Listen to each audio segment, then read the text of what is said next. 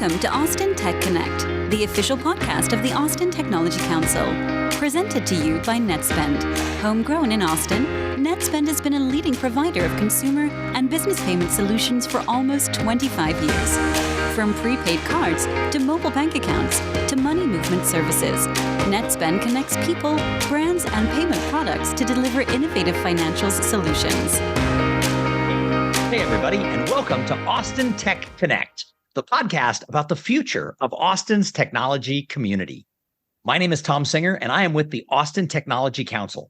And we started this podcast 1 year ago so that we could bring you interviews with really interesting people around Central Texas who are directly impacting our tech community. And today, we're going to talk a little bit about transportation, air quality. Do you need a car for everywhere you go? Because we are joined by Lonny Stern, and he is the Executive Director of Movability.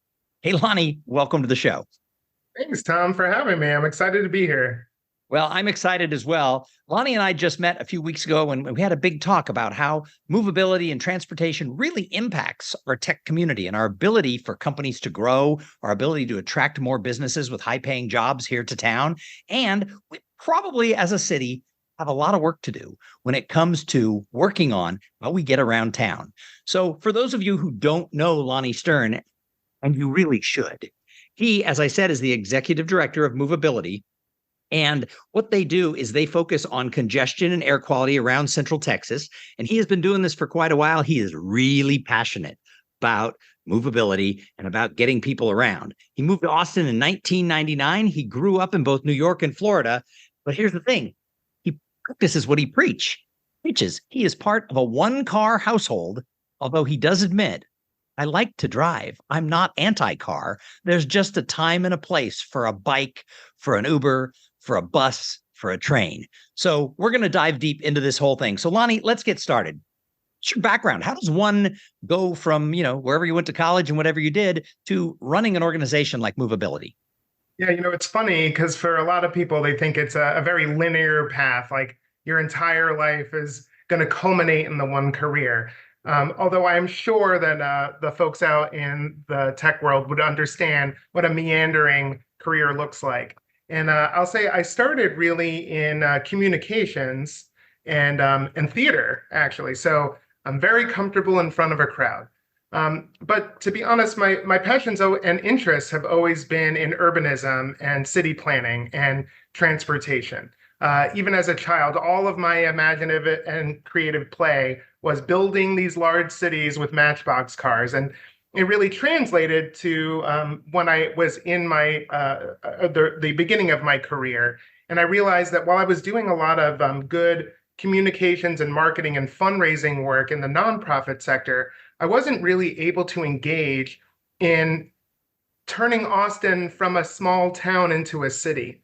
And so I realized that I would probably need a graduate degree in public policy to really enter that space. And so I did go to the LBJ school at UT a few years after I moved to town. And my focus was on energy and on transportation. And you can speak to anybody who went to school with me there. They're like, oh, that's the transportation guy. And yet still, when I graduated, I didn't immediately go into transportation. I was running a film festival. I worked at the Capitol. I worked for some think tanks. And I spent 7 years working for Skillpoint Alliance, scaling STEM education programs in the region. So that's really how I got to know the tech community more broadly. But when I got to the top of that mountain and I was seriously considered for executive director there, I just stopped. It's like, thank you, but no thank you. I need to work on transportation. And so I left until I got a job with Cap Metro. And I was a known quantity there because I was one of those frequent flyers at every one of the public meetings. I had worked on the Red Line campaign. I had supported with holding my nose the 2014 light rail campaign. And getting into Cap Metro was just a dream come true. And since then, I've gotten to work on Project Connect and now Movability. I'm excited to expand my career in that direction. Nice. So I love it that you used to build cities with your Matchbox cars and your Hot Wheels. Were there traffic jams in those cities that you built on your living room floor as a little kid? Because I grew up in Los Angeles and I used to do the same thing. But I remember like there was always traffic jams, and my mom used to laugh that we spent obviously too much time in traffic in Los Angeles because my cars were always honking at each other. Yeah, I always had traffic jams. I had a train station everybody was going to, and I even had a parking garage. And that's really where the biggest traffic jams took place, was all the cars trying to get in and out of that garage. But you probably weren't enough of a visionary to have like bird scooters all around your little city, right? No, that was a real surprise. Although it's funny you should say that, because my brother and I had had a conversation when he was in college about how a scooter was the ideal vehicle for getting around a college campus.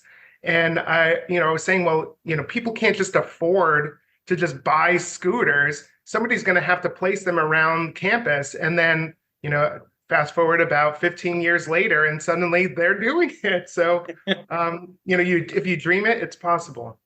There you go. So, Lonny, tell us, what is Movability? I've heard the name.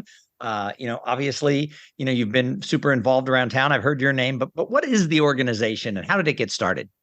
So Movability is a Transportation Management Association, or TMA. And that means, that you try to work with the community, with employers, with building owners to try to reduce congestion by encouraging people to stop driving alone for every trip, especially during rush hour. In our region here, it really got started thanks to the support of the City of Austin, Cap Metro, the Downtown Austin Alliance, and at the time, Travis County. And they were really focused on the challenges for companies that were setting up downtown, and they were experiencing increasing costs of parking as part of their regular benefit package. And so the mayor's office really helped to spearhead an effort for people to think about their mobility challenges. And is there a way to reduce that cost and also still help your employees get to and from work? Because if they don't like the commute to work, they may choose to work somewhere else. So, I'm thinking about sort of what you're talking about, and I mean, it makes sense, but how do you even work with companies to even think about this? I mean, how do you fit into sort of our tech company world? I mean, what you're talking about is great. Hey, let's think about traffic. Let's talk about how people commute. But what does this mean in practice? Well, so it depends on the company. Some are really motivated by their environmental and sustainability goals. And so we'll hear from that sustainability team. Others are the human resources team. Others are because there's a company that's participating in local issues and they stumble upon us at another event. But be it as it may, we offer a lot of opportunities to engage and network. And so many companies wind up coming to our breakfast or summit or to one of our quarterly Pachacacha events, which is a speed networking, but also kind of a micro talk format. And they get introduced to this idea. But oftentimes, the key driver is parking costs $300 a month per spot downtown. And I can't keep paying this additional amount. How do we reduce this cost? So they might go to the chamber, or they might go to the DAA, the Downtown Austin Alliance, and they'll refer them to us because we are the experts in helping people find alternatives for their employees. So just observationally, because I'm not an expert in this like you are, but observationally, Austin's traffic kind of sucks. And, going back pre-pandemic, I remember there was some, study or survey that came out that ranked us in like the top 5 of worst places for traffic during, rush hour and things like that. So, what are other cities doing? What other cities are doing a great job? I'm always a big believer in best practices. Who's doing this right? Well, so first, I think there's 2 things you need to think about. The traffic is an outcome of our success as a region. If there was no traffic, it would mean that there was a lack of economic activity. It means that there aren't jobs people are going to in the morning. So you're saying next time I'm trying to get from Circle C to downtown at 7:45 in the morning, I should sit in my car and go, this is so freaking awesome because our city has grown. What I mean to say is that every city you can think of that's on the top 10 or top 20 largest cities or growing cities, they're all struggling with this. And it doesn't go away. It gets worse. And the reason why is because you're not stuck in traffic. You are traffic. And so if you can pull yourself out even once a week, if you're driving to work 5 times a week and 1 day a week you decide to not drive, that's a 20% reduction in your contribution to the traffic. And so you really have to think about that. It's about you and those little decisions you make. Can I carpool? Can I telework? Can I take a bus or bike or train? These little decisions, if all of us once a week, like no meet Monday, maybe transit Tuesday, that makes the difference so that it's not so miserable when you're sitting in traffic. Can I do transit Tuesday and keep Taco Tuesday? You can have a taco while you're in transit. Awesome. Well, that's funny. I pay a lot of attention to these things, and I have never once heard anybody say, when you're complaining about traffic, you are the traffic. And that's kind of an eye opener to me. So, so you're saying that there's no city who has figured this out. Going back to my original question, there's nobody who is like, we have totally solved this. You're correct. Every city is throwing what they can at it. I will say that some of our peer cities in Europe are finding that there are other modes that are less destructive to air quality and the environment, and they are starting to employ them. We're seeing big changes not only in the Netherlands and Belgium and Denmark, but also now France, is starting to do this. And in other cities in our country as well are trying to shift. And I think they're focusing a lot on bike, but a lot of these places already have trams and light rails and subways and bus systems in place. And so now they're looking for the next thing. And it's really a geometry problem. A car takes up a lot more space than one person does on a bike or 70 people on a bus do. So they're just trying to think whatever mode is going to get people excited about not driving alone in their car, that's the one we should lean into. And right now we're kind of in an electric bike moment. So it's interesting because you mentioned like light rail and trains. So I'm kind of a nerd when it comes to riding subways in major cities. I really like it. And it's because I grew up in Los Angeles when there was no light rail or train system. My dad always talked about in the 50s and 60s riding the train from the suburbs where I grew up into downtown LA. And then, of course, during the late 60s and 70s, they ripped up all the train tracks for light rail because everybody wanted to have a car and they started the freeways.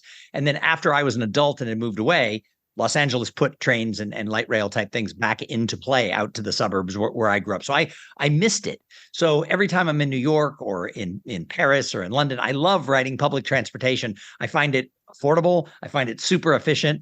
And my daughter lives in Chicago. And while you hear a lot of problems about Chicago and they say the trains aren't all that safe and stuff, I fly into Southwest. I ride the orange line into the loop. I transfer to the red line and I take it right to my daughter's house. She has a train station like 3 blocks away.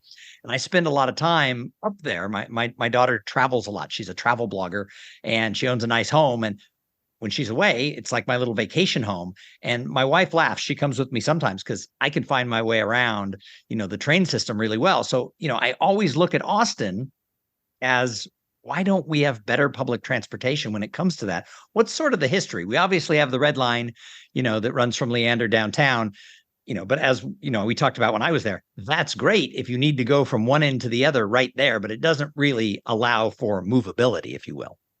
Well, first I should say Los Angeles has really been on a tear and now has the second largest rail transportation system in the country, just slightly behind New York.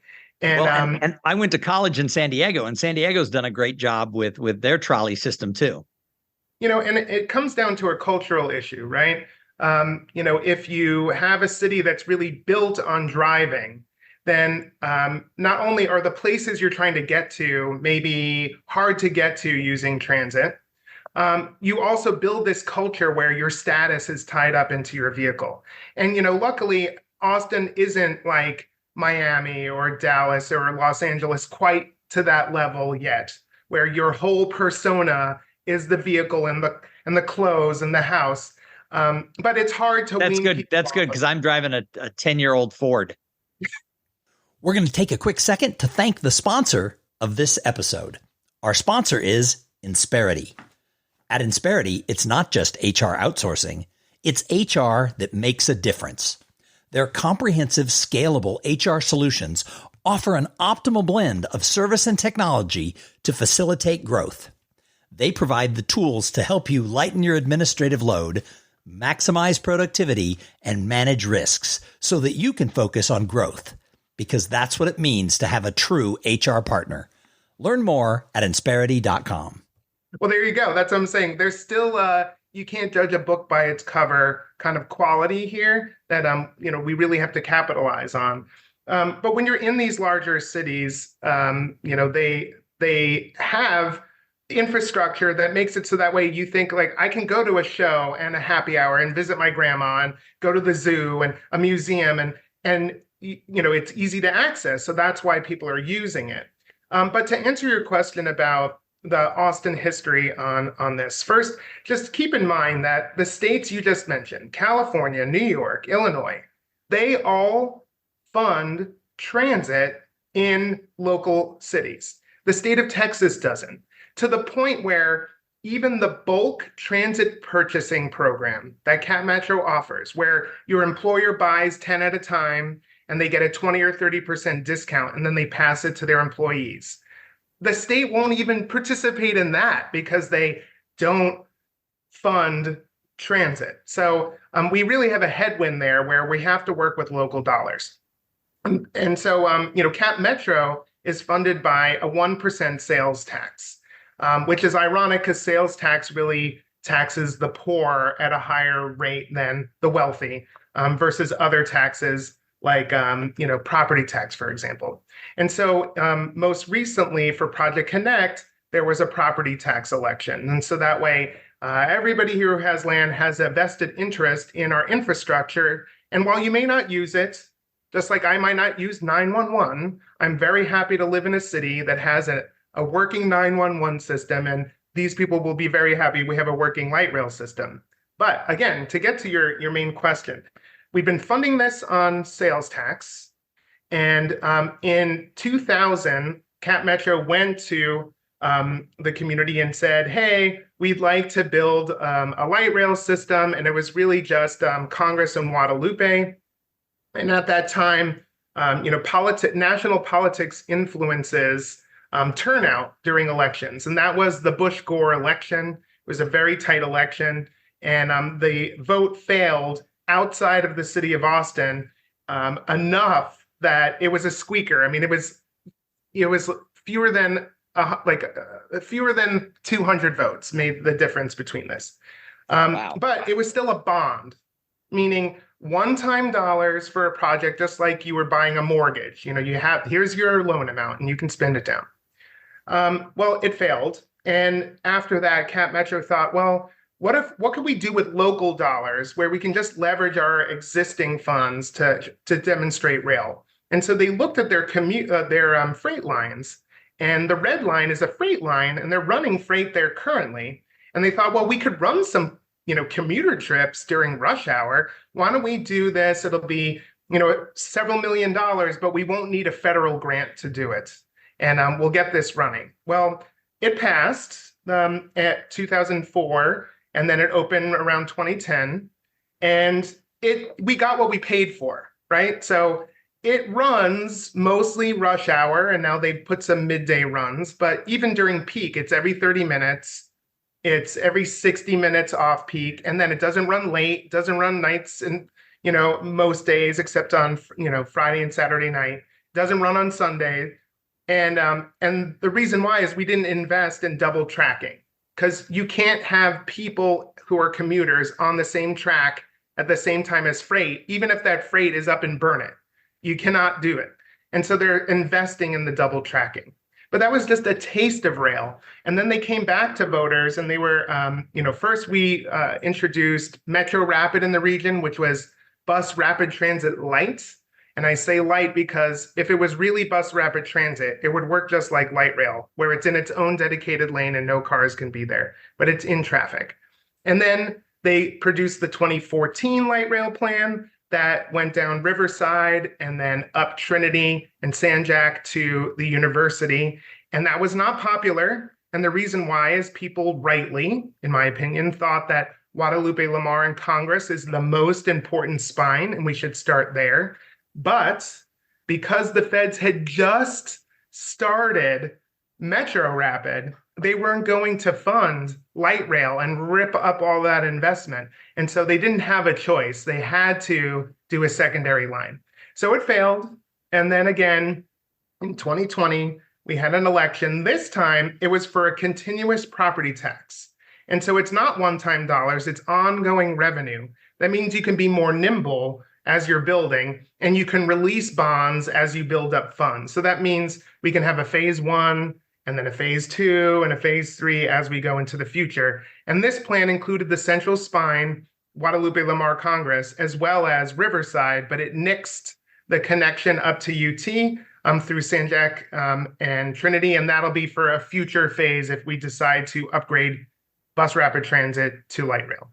And so I think that brings us to where we are today, but I could go into more detail about almost any service on the road if you like. So I would like to talk a little bit about Capital Metro, because when we talked, I sort of had a vision in my head of Capital Metro and ridership and what it does and where it does it. And you were like, you're missing some of the points. And you're obviously, you worked at Capital Metro, you're pro Capital Metro. Let's talk about the bus system in Austin. And are enough people in the tech industry who work in tech-related jobs, are they riding the bus? Well, I can't say are enough people doing it, but I can say that many are, because name your company. They are riding, and I can see that based on them offering discounted transit passes or other sorts of services. So, for example, Intel, which is not well connected to the transit system, they're a big user of van pooling, whereas Facebook and Google and Amazon and name Indeed, et cetera, they all have downtown or domain campuses. They're notoriously difficult to get to either because of traffic or because of parking constraint. And some of them have even done a parking cash out where they say, all right, this is how much we're paying for parking.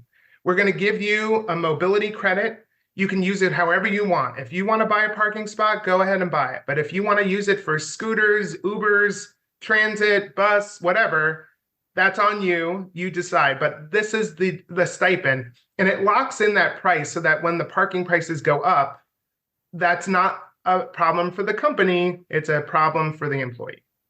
So somebody, if they choose to live downtown next to Silicon Labs or Indeed or whoever they work for, if they get a parking buyout, they can put that towards their rent essentially, right? I mean, because they have a little higher rent if they're living in the downtown area. Exactly. It's a stipend. I mean, people don't see the parking as compensation, but it's still, you're giving compensation to that employee. So if your employee doesn't use the parking, they're essentially getting less pay than somebody who uses it. So it's about parity. And you're right. If you live downtown and you work at Silicon Labs, again, another big supporter of mobility options, Whole Foods as well, then yeah, you can use that money however you want. It might be for an Uber on the weekend. Mm-hmm. So let's talk about the tech industry because we're here on the Austin Tech Connect podcast. What do you think we need as a community from the tech community to make our movability efforts better? What can the tech community as a whole do to help getting us moving around better? It really, first I would say that if you are part of a tech company, I would really think about your location to begin with. And we all know if you live south of the river, you are not taking a job north of the triangle. You're just not. It's just inconvenient. And if you do, you've made some real serious sacrifices to do it. And vice versa. If you're up by Cedar Park, you're not going to come down and work at AMD on 360. They'd have to offer you a lot. And so first, I would say to employers, think about how convenient it is to get to where you are. I would recommend picking a hub location like the Domain or like Mueller or like Highland or downtown, St. Elmo, and or somewhere on South Lamar, because there is high frequency service that can get people there. There's good bike infrastructure in many cases. You don't have a problem finding Uber or Lyft, even if you get out of work at 2 o'clock in the morning in those locations. And it makes a huge difference.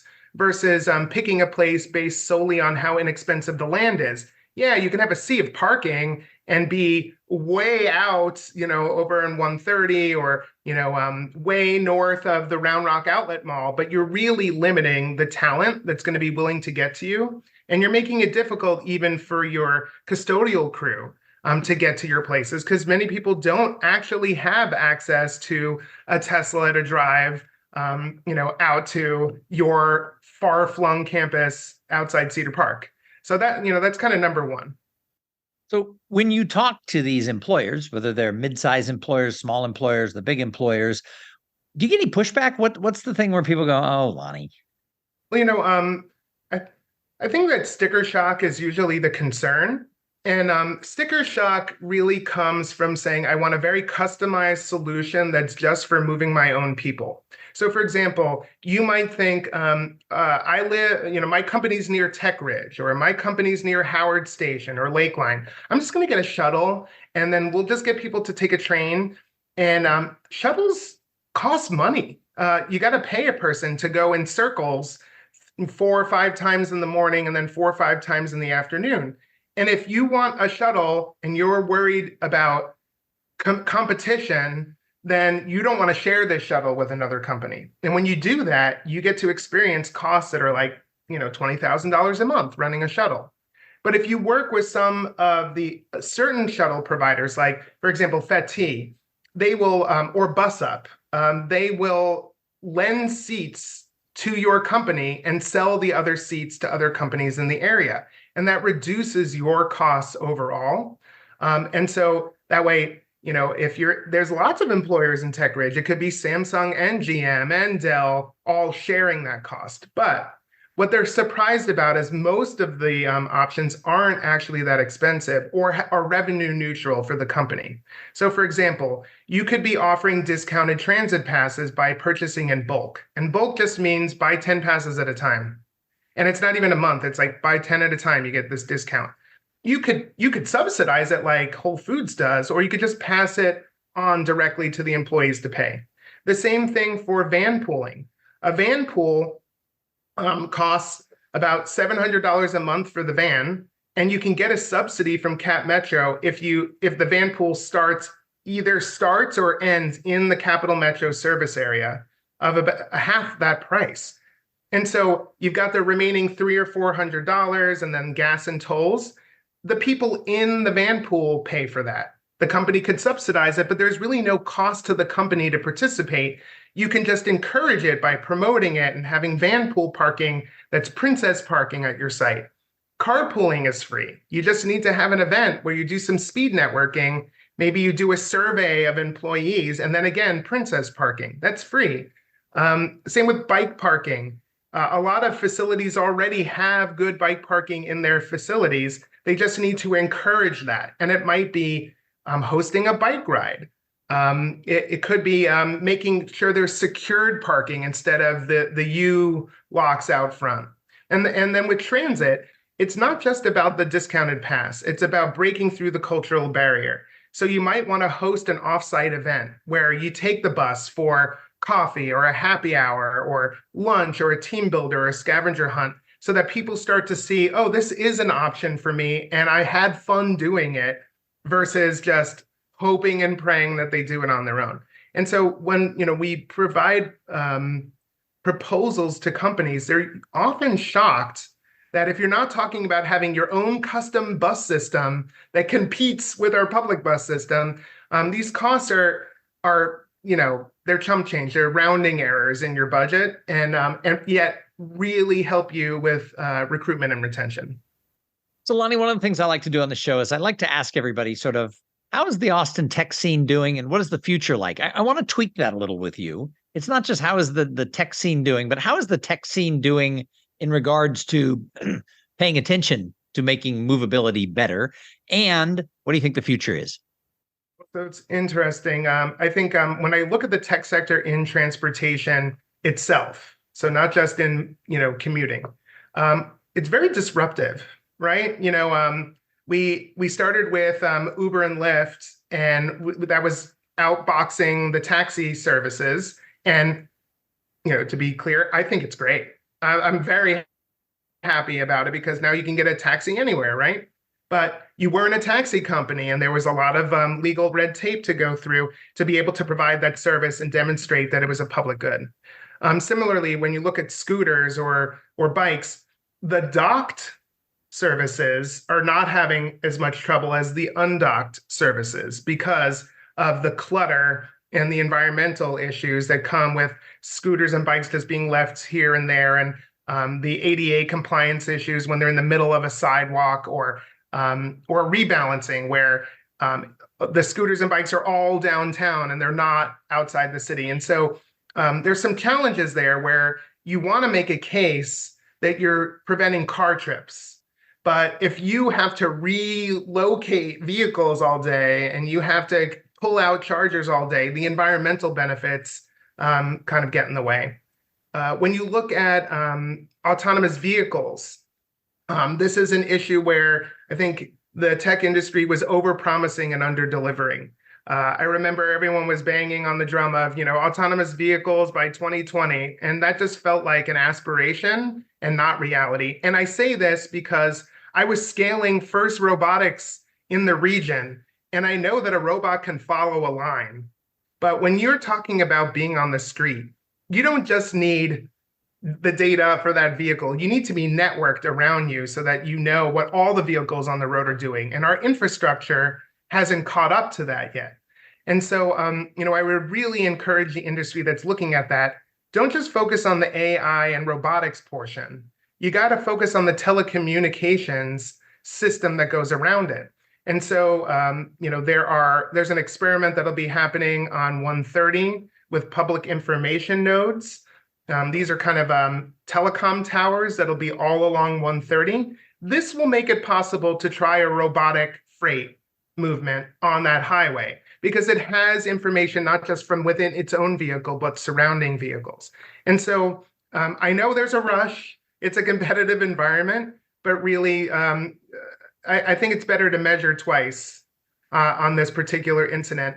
And just to address the elephant in the room, people often are concerned about safety, right?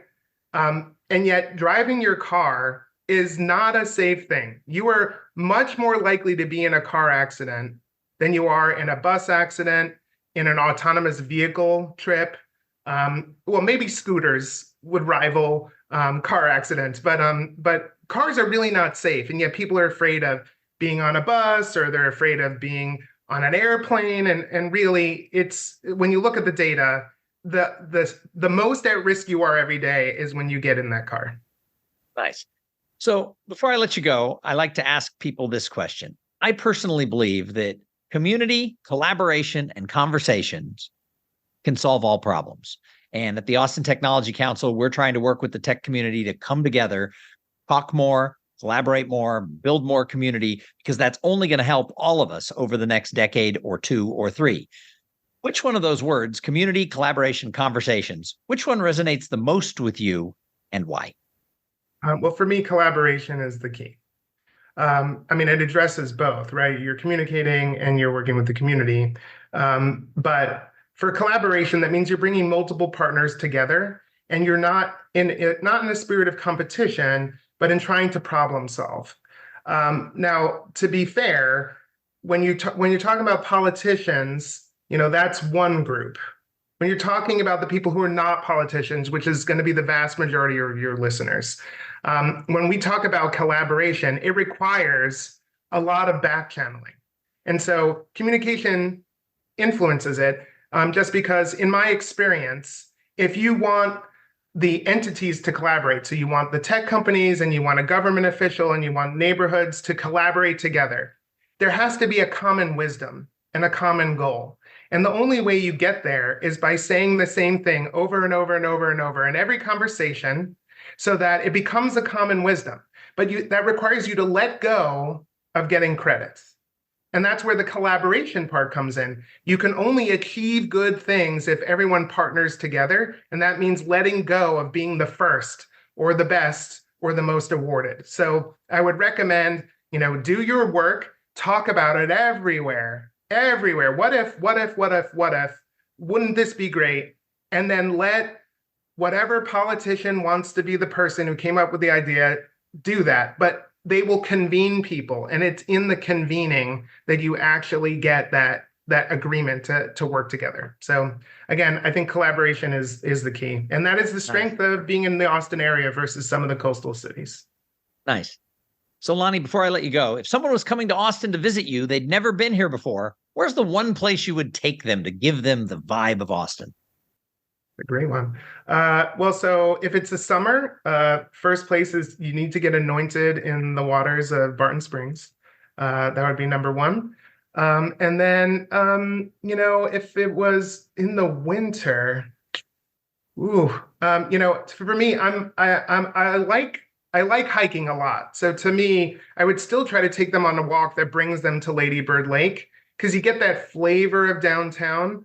And I think my preferred walk would either be along Peace Park and Shoal Creek or Blund Creek, because the fact that you go from a neighborhood feel to a forested feel, and then it directly connects to the hike and bike trail, and then you wind up at Auditorium Shores and can see the whole skyline and have a chance to go for barbecue or playground for the kids. That's really magical for people, because they always think of trails as being something far away from the city. And instead, what's amazing is that you can be doing a genuine hike right in the middle of the city and then stop for coffee on the way if you wanted. Yep. As a person who likes to hike and walk the hike and bike trail and all that, Austin is unique amongst a lot of cities. There's some others, but we're unique in the fact that you can have those types of walks and hikes and be right in the middle of Austin. So Lonny Stern, thank you so much for being here. If somebody wants to find you or learn more about movability, where do they go? Well, I'd recommend that you go to movabilitytx.org. You can also find me on LinkedIn. One of the benefits of having my name is I'm apparently the only Lonny Stern. So you could just Google Lonny Stern, right? Yeah. You can just Google me, LONNYSTERN, and you'll find us. But again, movabilitytx.org. Awesome. Well, again, thank you so much for being here. And thank you for everybody who tunes in and listens to this podcast week after week after week. Do me a favor. Share it with all your coworkers. Share it with all your friends in tech. We're growing the listenership, but we can't do it without you, because the Austin Technology Council is a grassroots organization. And whether you know it or not, that means you are the organization, because you, my listener friend, you are the grassroots of Austin Tech. So we would like you and your company to get involved and support the Austin Technology Council as we move into the new year. We can't do it without the visionary, civic-minded leaders of our tech community in Austin. So please, please, please join and support the Austin Technology Council starting today. Thanks for listening to the Austin Tech Connect podcast. Make sure your company is a member of the Austin Technology Council and add your voice to the future of our tech ecosystem in Central Texas.